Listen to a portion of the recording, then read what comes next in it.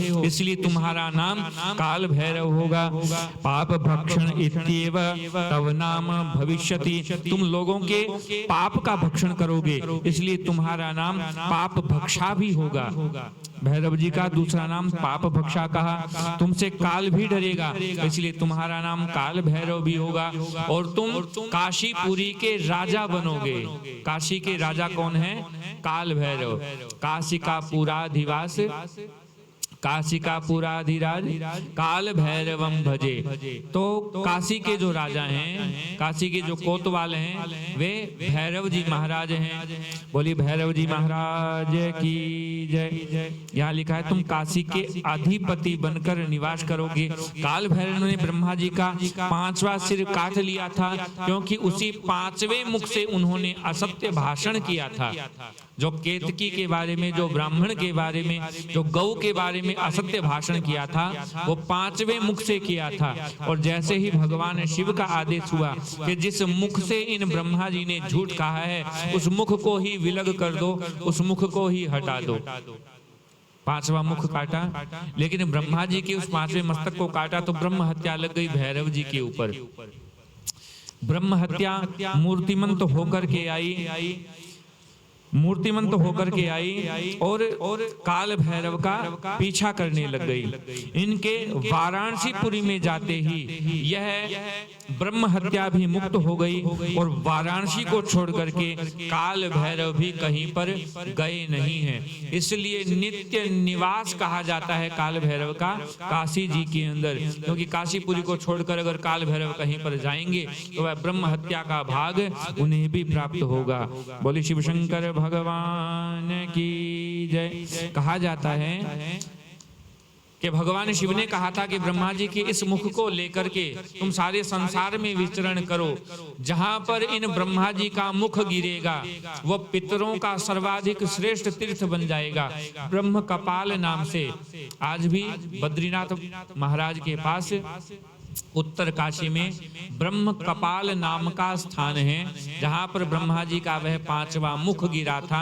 आज भी कहते हैं कि जो कोई भी ब्रह्म कपाल में जाकर के अपने पितरों के निमित्त पिंडदान तर्पण आदि कर देता है, उसको फिर अन्य किसी भी पितर का पिंडदान तर्पण करने की आवश्यकता नहीं होती है। बोली काल भैरव भगवान की जय। लेकिन इसके पीछे एक अपवाद यह भी है कि किसी एक पितर की शांति के लिए काल भैरव तो जाया जा सकता है, लेकिन सभी पितरों की शांति वहां संभव नहीं है। और जबकि सभी पितरों की शांति अक्षय वट के नीचे ही, अक्षय वट गया जी में भी है, अक्षय वट प्रयागराज में भी है, तो उस गया जी के अक्षय वट के नीचे ही सारे पितरों की शांति वहीं हुआ करती है। ये भगवान नारायण ने वरदान दिया था गय नाम के राक्षस को।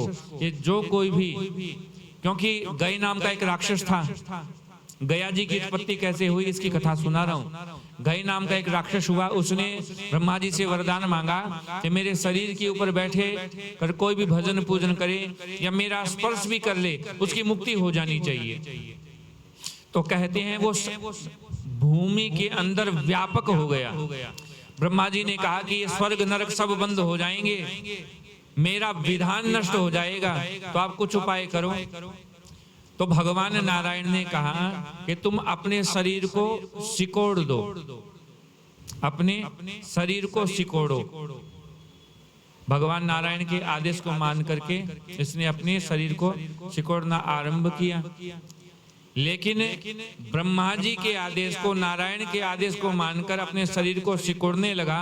उस समय पर भगवान नारायण इसके वक्षस्थल पर आकर के विराजमान हुए और जितनी परिसीमा करनी थी भगवान नारायण को, उतनी परिसीमा करने तक भगवान नारायण वहां पर विराजमान रहे। और जैसे ही जाने लगे, गय नाम के राक्षस ने कहा कि प्रभु आपके चरणों का चिन्ह सदैव मेरे हृदय पर विराजमान है, तो आपको भी निवास हर घड़ी हर क्षण करना पड़ेगा। तो आज भी विष्णु पद गया जी के अंदर विराजमान है। कहते हैं उस विष्णु पद का, भगवान के चरण चिन्हों का कोई ध्यान करता है तो उसके पितर चाहे जिस भी स्वरूप में हो, वे ब्रह्म आदि लोकों की, दिव्य लोकों की प्राप्ति करते ही करते हैं। किसी भी पितर का अधोपतन नहीं हो सकता है। कोई गया जी नहीं जा पाए तो जब भी किसी पूर्वज का श्राद्ध हो तो दक्षिण दिशा की तरफ मुख करके केवल 3 बार कर दे, श्री गयायै नमः, श्री गयायै नमः, श्री गयायै नमः, या फिर गया धाम की जय, गया धाम की जय, गया धाम की जय। कोई श्राद्ध के अंदर गया का स्मरण करता है तो पितरों को पूर्ण संतुष्टि प्राप्त होती है, कव्य प्राप्त होता है, उनको तर्पण का जल प्राप्त होता है।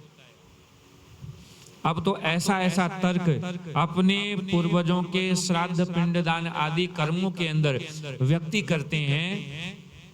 कहते हैं, बोलते हैं महाराज हम तो रोज दाढ़ी बनाते हैं, तो रोज जो दाढ़ी बनाता है उसको वो श्राद्ध वाले दिन भी दाढ़ी बना सकता है? नहीं महाराज, कहते हैं कि वंशज जो कुछ भी श्राद्ध वाले दिन करता है वो प्रत्येक क्रियाकलाप उसके पितरों को मिलती है। अब देख लो, श्राद्ध निकालने से पहले या अपने पूर्वजों के निमित्त कुछ देने से पहले न तो झाड़ू निकाली जाती है, झाड़ू निकाल भी दो तो कचरा बाहर नहीं फेंकना चाहिए, कपड़े मत धो, क्योंकि कहा जाता है कि जो कपड़े निचोड़े जाते हैं वो ही जल पितर पीते हैं। इसीलिए कहा जाता है कि श्राद्ध निकालने से पहले कपड़े नहीं धोने चाहिए, कपड़े निचोड़ने नहीं चाहिए। गाय को रोटी भी देनी है तो गौग्रास देने के बाद में दी जानी चाहिए, क्योंकि जो बासी रोटी या और बची हुई रोटी आपने दी उसी के अंदर पितर संतुष्ट होकर के अपने धाम में लौट जाते हैं। और कहते हैं श्राद्ध वाले दिन शाम को सारे पितरों की मीटिंग होती है। पितरों के राजा है अर्यमा, तो सारे पितरों की जब मीटिंग होती है तो वो आपस में बात करते हैं कि मैं इतना धन्य हूं, मेरे वंश में ऐसा वंशज उत्पन्न हुआ जिसने मुझे ठंडा ठंडा जल प्रदान किया, जिसने हमें सुंदर कव्य श्राद्ध प्रदान किया। राजी होते हैं। और कोई वंशज अगर उस दिन नाखून काटे, श्राद्ध से पहले ही दाढ़ी बना लेवे, झाड़ू पोछा सब कुछ हो रहा है, श्राद्ध निकाला नहीं उससे पहले, बोले पहले नाश्ता तो चाहिए, खुद ही पहले खा लेता है, तो भैया श्राद्ध के दिन तो इन मर्यादाओं को रखो, क्योंकि जिनसे ये शरीर प्राप्त हुआ है उनके लिए क्या हम इतनी भी कृतज्ञता नहीं कर सकते? उनके लिए इतनी भी कृतज्ञता ज्ञापित नहीं कर सकते? अब तो चर्चा चल पड़ी है कि जो शरीर से है बस उस माँ बाप की सेवा कर दो और कर दो। भैया मैंने तो ये देखा है कि जो बच्चा, जो बालक शरीर के रहते सेवा कर लेता है वो अपने माता पिता के जाने के बाद में भी उसी मनोयोग से अपने पूर्वजों के प्रति श्राद्ध आदि कर्म करेगा। और जो इस प्रकार बोलते हैं ना कि जीते जी सेवा कर लो, बाद में श्राद्ध पिंडदान कुछ नहीं है, भैया वो बनावटी बात है। सीधी सीधी बात है कि उसने अपने जीते जी भी अपने माँ बाप की सेवा नहीं की होगी। गरुड़ पुराण का एक वाक्य है जो भागवत जी में भी लिखा हुआ है कि पुत्र किसे बोलते हैं, पुत्र किसे बोलते हैं, तो जीवतो वाक्य करणात् क्षयाहे भूरि भोजनात् गया पिंड प्रदानाच्च त्रिभी पुत्रस्य पुत्रता। जो जीते जी अपने माता पिता के वाक्य को, आदेश को माने, जीवतो वाक्य करणात्, और बोले क्षयाहे भूरि भोजनात्, और शरीर के न रहने पर, माता पिता के शरीर के न रहने पर उनके लिए जो ऊर्ध्वगामी जो क्रिया होती है और दुदेहिक जो क्रिया होती है उसे करे प्रेम पूर्वक। समाज सुधार के नाम पर ऐसी ऐसी बातें चल पड़ी है इस टाइम पे कि कई गांवों के अंदर ये बात कहते भी हैं तो डर भी लगता है कि इस बात का विरोध होने लग जाएगा। भले ही लोग शिक्षित होकर के ये बोलने लगे कि मृत्यु भोज को बंद किया जाना चाहिए, मृत्यु भोज को बंद किया जाना चाहिए, लेकिन मुझे ये नहीं लगता है कि मृत्यु भोज अगर आप बंद भी कर दोगे या चालू भी रखोगे तो उस मृत्यु भोज के अंदर आज की जनरेशन वैसे भी नहीं जाना चाहती है। तो आप बंद कर देंगे, मृत्यु भोज को बंद कर दिया जाए, ऐसा बोल बोल करके क्या आप थोड़ी बहुत जो पितरों के निमित्त जो कर्म कांड की पूंछ बची है, उस पूंछ को भी आप नष्ट करना चाहते हो? लोग वैसे भी जीवना नहीं चाहते।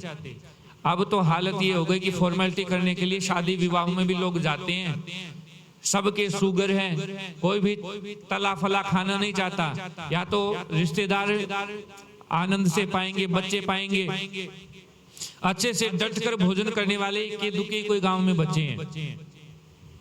सबको किसी से भी पूछ लो, बोले ना महाराज घर की सूखी रोटी बिना चुपड़ी हुई वो ही खाते हैं, ज्यादा तला फला जचता नहीं है। सब बोलने लग गए आजकल, कोई जिम करके राजी नहीं है। सिंपल भोजन आजकल सबको अच्छा लगने लग गया। तो मृत्यु भोज बंद बोल करके करवाओ, ये तो बंद वैसे भी हो गया है। लेकिन सीधी सीधी बात है, मृत्यु भोज का मतलब पूर्वजों के निमित्त जो भी अन्न दिया जाता है वो दिया जाना चाहिए। उस क्रिया के अंदर कोई भी लोप नहीं होना चाहिए, क्योंकि पुत्र उसी को कहते हैं जीते जी वाक्य आज्ञा को माने, शरीर छूटने पर अपने माता पिता के ऊर्ध्वगामी क्रिया को करे, और गया आदि के अंदर तीर्थों के अंदर अपने पितरों के निमित्त कुछ पुण्य अर्जित करे, कुछ पुण्य समर्पित करे अपने पूर्वजों के निमित्त, उसी को पुत्र कहते हैं। बोलिए गया धाम की जय। तो इस प्रकार से गया की महिमा को भी बतलाया, उस ब्रह्मशिला के बारे में भी वर्णन किया, काल भैरव जो काशी के अंदर निवास करते हैं उनकी उत्पत्ति का भी वर्णन किया। शौनकादिकों ने प्रश्न किया कि हमने सुना है कि एक समय भगवान शिव ने शरभ का अवतार लिया। शरभ किसको बोलते हैं? मुख हो शेर के जैसा, चौपाया शरीर हो, लेकिन चौपाए शरीर में भी हाथ मनुष्यों के समान हो, और जिस शेर को पंख भी लगे हो, ऐसा विचित्र जीव संस्कृत में शरभ कहलाता है। बोलिए ये अवतार कब हुआ? जब नृसिंह भगवान उग्रता को धारण करके हिरण्यकश्यप का उद्धार करने के बाद में अपनी भगवत्ता को भूल गए और क्रोधाग्नि के मारे सारे संसार को भस्म करने लगे, तो शिव महापुराण के अंदर वर्णन है कि भगवान शिव ने शरभ का अवतार लिया और इतना घनघोर पराक्रम किया कि अपने एक हाथ से ही नृसिंह भगवान को जकड़ लिया। सर्व अवतार का वर्णन विशिष्टता के साथ में क्यों नहीं किया गया? क्योंकि वहां पर भगवान नारायण के, नृसिंह भगवान के शक्ति के अंकुश की बात है, उनको रोकने की बात है। यहाँ पर बड़े और छोटे देवता कौन है इस बात की चर्चा नहीं है, इसलिए शरभ के अवतार का वर्णन ज्यादा नहीं किया गया। जब नृसिंह भगवान ने हिरण्यकशिपु का वध किया तो नृसिंह भगवान को इतना क्रोध आया कि सारा ब्रह्मांड जलने लगा। तब भगवान नृसिंह का क्रोध शांत करने के लिए भगवान शिव ने शरभ अवतार लिया और भगवान शिव ने युद्ध करके नृसिंह भगवान का क्रोध शांत किया और अपनी भुजाओं के पास के अंदर नृसिंह भगवान को बांध लिया। यह भगवान का अन्य अवतार हुआ, शरभावतार। बोले शिव शंकर भगवान की जय। भगवान शंकर के गृहपति अवतार की कथा हे महर्षि सूत आप हमें बतलाइए। सूत महर्षि कहते हैं कि नर्मदा के तट पर विश्वानर नाम के एक मुनि हुए। उन्होंने काशी में आकर विश्वानर ने वीरेश लिंग की स्थापना की। एक बात आपसे कहूं, हम मंदिरों का निर्माण करते हैं। किसी माता जी ने कहा कि हमने अपने पूर्वजों के नाम से शिवालय बनवाया किसी गांव में, वहां पर सेवा पूजा आराम से होती है। कहा जाता है कि मंदिर का निर्माण करना उतना लाभदायक नहीं है जितना जो मंदिर चल रहे हैं उसमें सेवा पूजा निरंतर रूप से चालू रहे, उसकी व्यवस्था अच्छे से हो, उसमें भी यदि कोई सहयोग कर देता है तो उसे भी मंदिर निर्माण का फल मिलता है। मंदिर निर्माण का फल मिलता है। किसी ने कहा आपको कि मंदिर बनवाओ, आपने वैसे वचन भी लिवाया था अपने पतियों से क्योंकि 7 वचनों में से एक वचन यही था ना, देवालय राम तड़ाग कूप वापे विदत्या अध पूजिये था वामांग मायामि तदा त्वदीयम भाषित करना वचनम च पंचमम। तो कुआ बावड़ी तालाब आप बनवाना,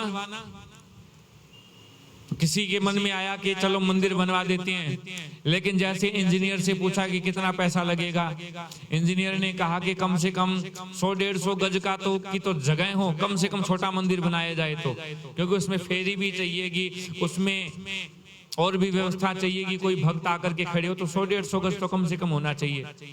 तो 4-5 लाख की कम से कम मान करके जगह मान ली जाए। पॉसिबल नहीं है शहरों में, गांव में कहीं मिल जाए तो मिल जाए। और फिर उसके निर्माण के बारे में कितना खर्च आएगा, बोले कम से कम करके 25-30 लाख रुपए बैठेंगे। और बिल्कुल साधारण भी बनवाओगे तो 10-15 लाख का क्या लगना है। तो पहले तो मन बनाया कि मंदिर बनवाएंगे, बजट सुन करके हाथ पीछे खींच लिए।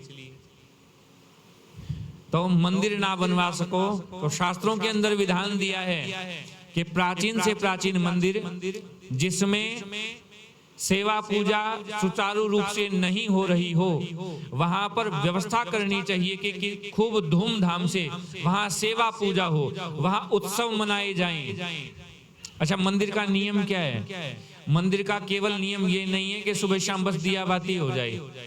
जिस मंदिर में उत्सवों के द्वारा भगवान का पर्व उत्सव नहीं मनाया जाता है, कहते हैं कि 3-3.25 वर्ष के बाद में उस मंदिर की प्राण प्रतिष्ठा फिर से की जानी चाहिए। केवल दिया बाती नहीं, बल्कि रामनवमी आए तो दोपहर के समय में उत्सव मनाओ, जन्माष्टमी पर उत्सव मनाया जाना चाहिए। जो जो भगवान के उत्सव आते हैं उन उत्सवों को मनाना चाहिए।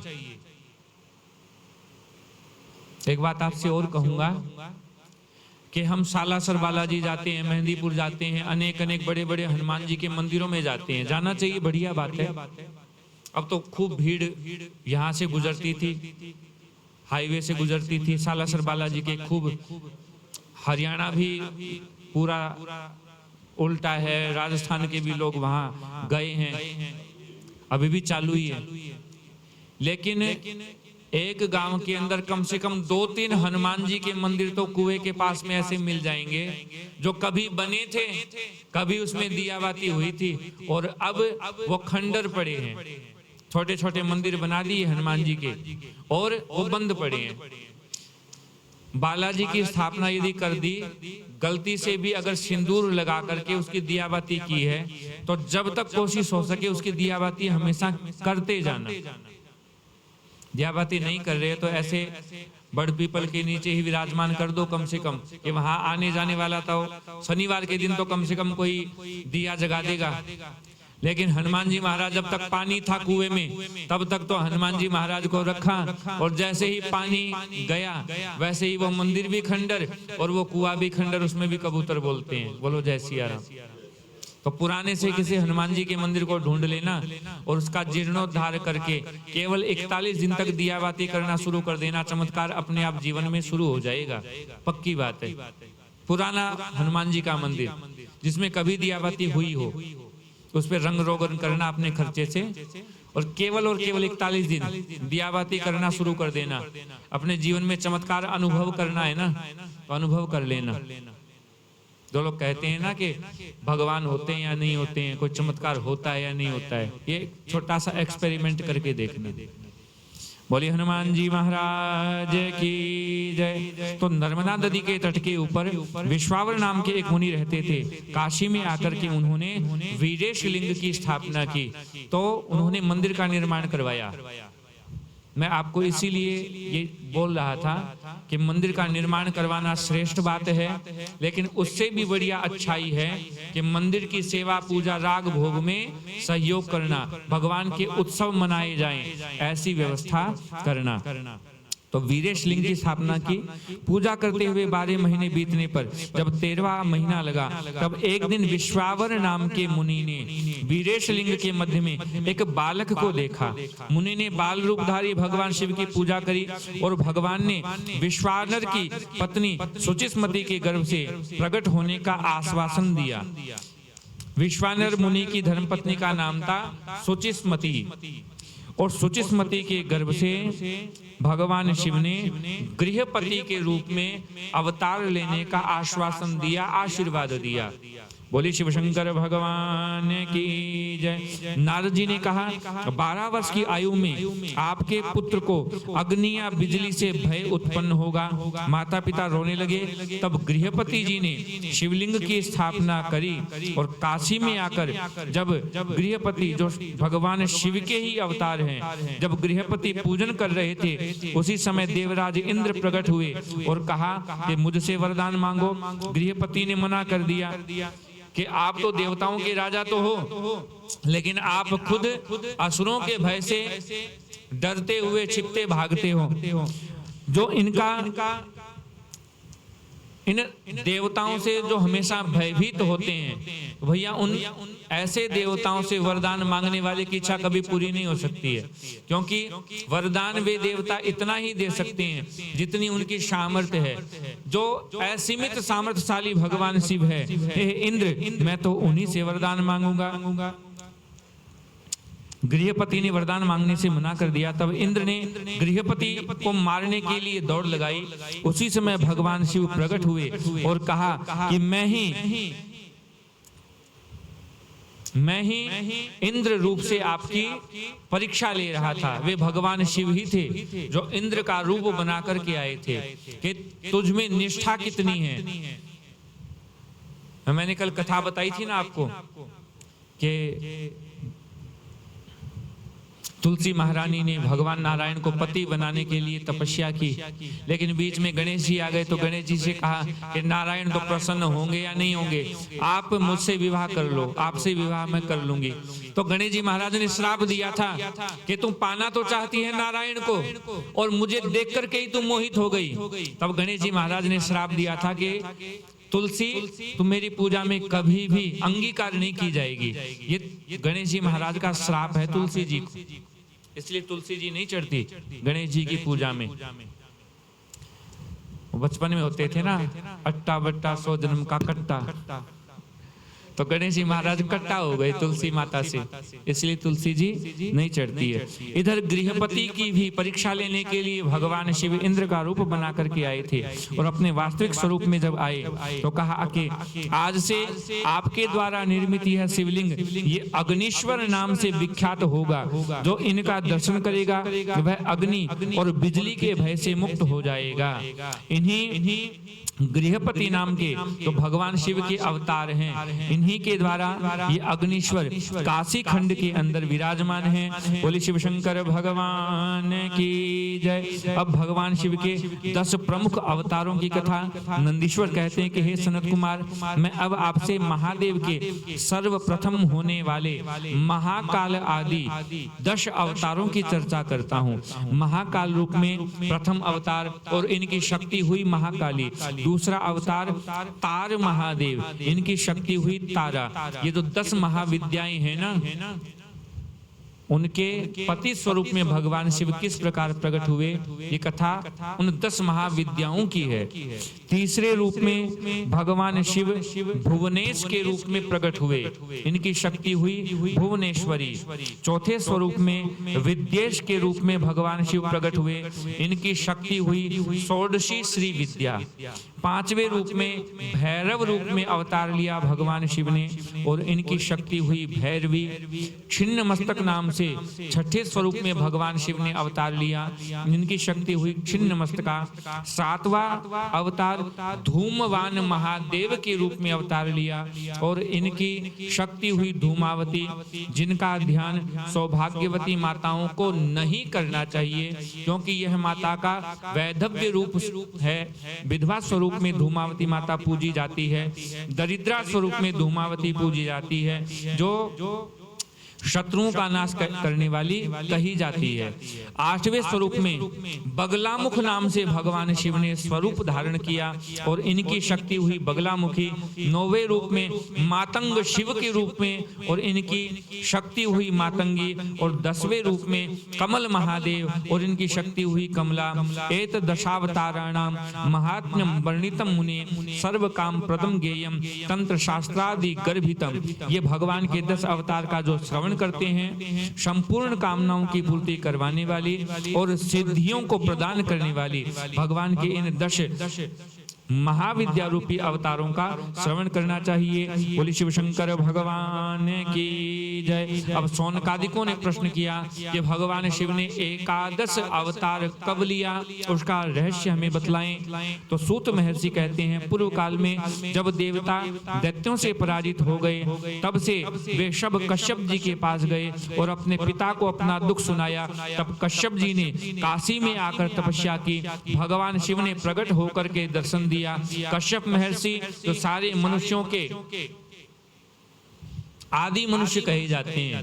कहा जाता है कि कोई भी मनुष्य यदि अपना गोत्र भूल जाए तो उसे कश्यप गोत्र से भी कोई शुभ कर्म कर लेना चाहिए, क्योंकि सारे गोत्र कहीं न कहीं से कश्यप जी में जाकर के मिलते हैं। इसलिए कश्यप गोत्र, आप अपना गोत्र भूल गए, याद नहीं रहा, तो कश्यप गोत्र लगाने से उसकी पूर्ति हो जाती है।